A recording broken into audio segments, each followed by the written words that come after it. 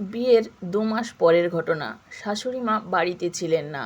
বিয়েবাড়ি উপলক্ষে এক আত্মীয় বাড়িতে দুদিনের জন্য গিয়েছিলেন। শাশুড়িমা অবশ্য যেতে চাইছিলেন না। উনি বললেন, আমি চলে গেলে তুমি একা সামলাতে পারবে না। তার উপর অন্তুর অফিস। সকাল সকাল উঠে নিজে হাতে রান্নাবান্না করা কম খাটুনির ব্যাপার নয়। শুনে বললাম, ও নিয়ে আপনি চিন্তা করবেন না, মাত্র 2 দিনের ব্যাপার। একটা দিন তো মাত্র সকাল সকাল উঠে রান্না করে দেওয়া, তারপর শনি রবিবার তো এমনিতেই ছুটি। তাছাড়া আপনি তো রবিবার চলেই আসছেন। আমি ঠিক ম্যানেজ করে নেব। আমি ম্যানেজ করে নেব বললেও শাশুড়ি মা আমার উপর যেন ঠিক ভরসা করতে পারছিলেন না। কিন্তু একটা ভাব কাজ করছিলই। বললেন, শুধু কি সকালের রান্না? তার উপর অন্তুর টিফিন তৈরি করা, বাড়িতে গোপাল আছে, তার সেবা। তুমি সত্যিই পারবে? আপনি একটু বেশিই ভাবছেন। দেখুন না আমি পারি কি না। শেষমেশ শাশুড়ি মাকে রাজি করিয়ে জোর করেই পাঠিয়ে দিলাম আত্মীয়ের বিয়েতে। সত্যি কথা বলতে আমি মন থেকে ভীষণভাবে চাইছিলাম শাশুড়িমা অন্তত 2-1 দিনের জন্য কোথা থেকে ঘুরে আসুক।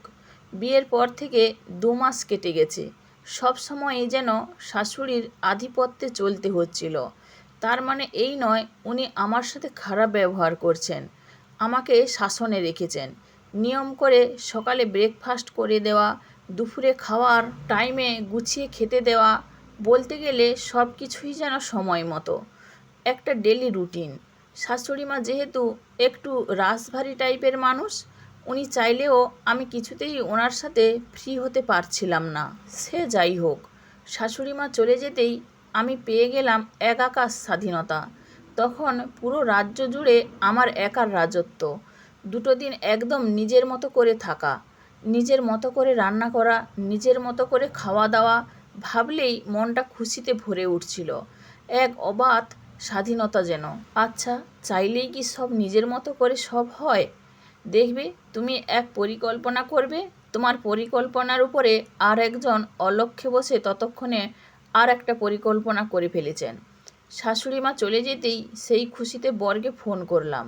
বর তখন অফিসে। বরকে বললাম, আজ রাতে লুচি আর চিকেন কষা বানাবো, তুমি ফেরার পথে চিকেনটা শুধু নিয়ে এসো।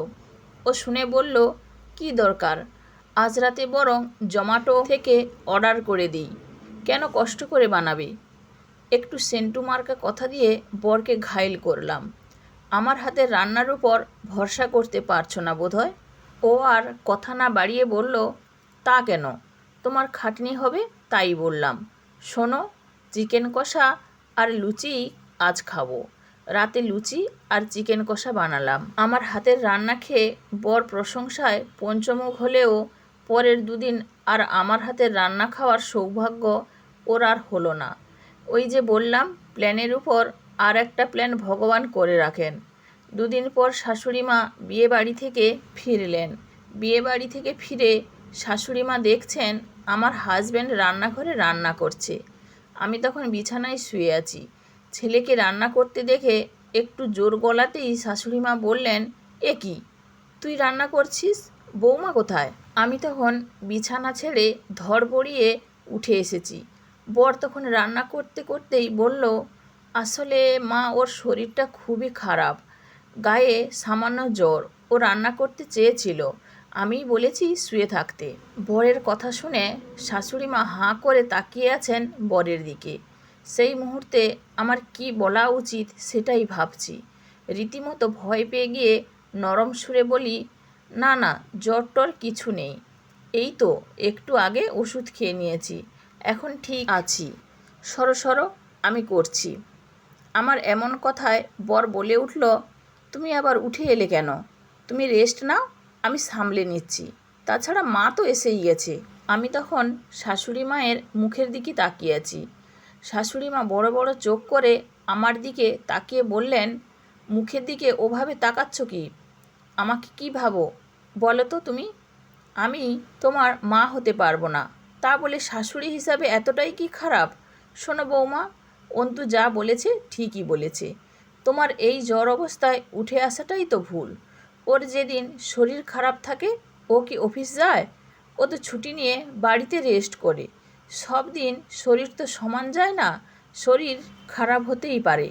আমার ভালো লাগছে এটা দেখে যে ও আজ নিজে রান্না করতে এসেছে, এটাই তো হওয়া উচিত। বিয়ে হয়েছে মানে একে অপরের দায়িত্ব নেওয়া, সঙ্গী এমনটাই হওয়া উচিত, যে সুখেও সঙ্গী সে অসুখেও সঙ্গী। যাও তুমি রেস্ট করো, আজ অন্তুই রান্না করবে। তাছাড়া মাঝে মধ্যে বাড়ির মেয়েদেরও ছুটি দিতে হয় বই কি। চলো ঘরে চলো, এখানে দাঁড়িয়ে থেকে শরীরকে কষ্ট দেওয়ার কোনো মানেই হয় না। ভাবতে পারিনি শাশুড়িমা এভাবে বলবেন। বাইরের কঠিন মড়কের আড়ালে এমন একটা স্নেহময়ী রূপ দেখে আমি সত্যিই সেদিন মুগ্ধ হয়ে গিয়েছিলাম। আমি আমার ঘরে আসি, সঙ্গে শাশুড়িমাও আসেন। আমি বিছানায় শুয়ে পড়তেই শাশুড়িমা আমার মাথার কাছে বসলেন। খুব নরম সুরে বললেন, সম্পর্ক ঠিক থাকে সহযোগিতা আর বোঝাপড়ার উপর। একটা বন্ধুত্বপূর্ণ সম্পর্ক থাকলে যে কোনো মানুষকে যে কেউ কাছের করে তুলতে পারে। আজ বাড়ি ফিরে এটা দেখে ভালো লাগছে যে ছেলেকে আমি সঠিক শিক্ষা দিয়ে মানুষ করতে পেরেছি। অসুখের সময় যে তোমাকে সঙ্গ দেবে সেই আসলে প্রকৃত জীবনসঙ্গী। তারপর থেকে সব ভয় ভীতি কাটিয়ে একটা অচেনা বাড়ি যে কখন নিজের বাড়ি হয়ে গেছে বুঝতেই পারিনি। সত্যিই তো, একজন ভালো জীবনসঙ্গীর সাথে শাশুড়িকেও বন্ধু হিসাবে যে মেয়ে সঙ্গী পায়, তার কাছে শ্বশুরবাড়িটাই স্বর্গ হয়ে যায়। বন্ধুরা, গল্পটি যদি ভালো লেগে থাকে তাহলে প্লিজ লাইক, কমেন্ট ও শেয়ার করতে ভুলবেন না। আর নতুন বন্ধু হলে অবশ্যই সাবস্ক্রাইব করে সঙ্গে থাকবেন। আশা রাখছি। ধন্যবাদ, ভালো থাকবেন।